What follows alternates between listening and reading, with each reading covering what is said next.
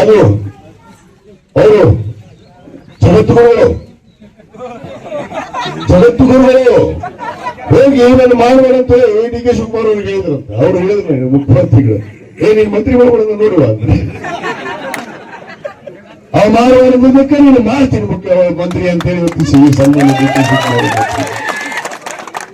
ಯಾರ್ಯಾರು ಹೋಗಿ ಹೇಳ ಅದಕ್ಕೆ ಮಾಡ್ತೀನಿ ನನಗೆ ಅಂತ ಹೇಳಿ ಮಾಡ. ಈಗೇನ್ ಮಾಡ್ತೀಯಪ್ಪ, ಜಗದ್ಗುರು ನಿಮ್ ಜಗದ್ಗುರು ನಿಜವಾಗ್ಲೂ ಹೇಳಕತ್ತೆ, ಸುಳ್ಳಲ್ಲ. ಎದುಗುಂದಿಟ್ಟು ಬರ್ತಾ ಅರ್ಜೆಂಟ್ ನೋಡಿ.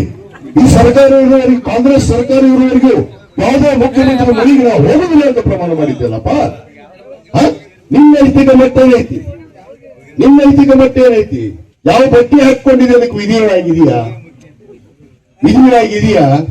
ಯಾವ ಬಟ್ಟೆ ಹಾಕೊಂಡಿರ್ತೀವಲ್ಲ ನಾವು, ಈಗ ರಾಜಕಾರಣದಿಂದ ಬಿಳೆ ಬಟ್ಟೆ ಹಾಕೊಂತೀವಿ. ಆ ಬಿಳೆ ಬಟ್ಟೆಗೆ ವಿಧೇಯ ಆಗಿರ್ಬೇಕು.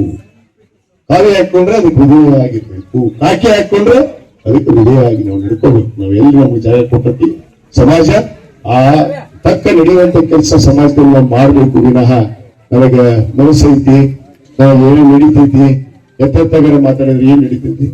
ಒಂದಿಷ್ಟು ಮಂದಿ ನಾವು ಟಿವಿಯವ್ರು ನೋಡ್ಬಾರ್ದು, ಏನು ಹಾಕದಕ್ಕದ ದಿವಸ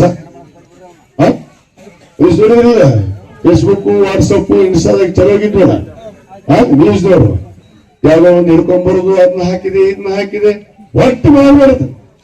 ಅದಕ್ಕೆ ಹೇಳ್ತಿರ್ತಾರ, ಕೊಲ್ಲೋರು 100 ಜನ ಇದ್ರ ಕಾಯಪ್ಪ ಇದ್ದೇವಾನೆ ಅನ್ನೋದಕ್ಕೆ ನಾರಿ ಹೊತ್ತು ಮಂತ್ರಿಯಾಗಿ ನನ್ನ ಮಾತುಗಳಿಗೆ ಇಚ್ಛೆ.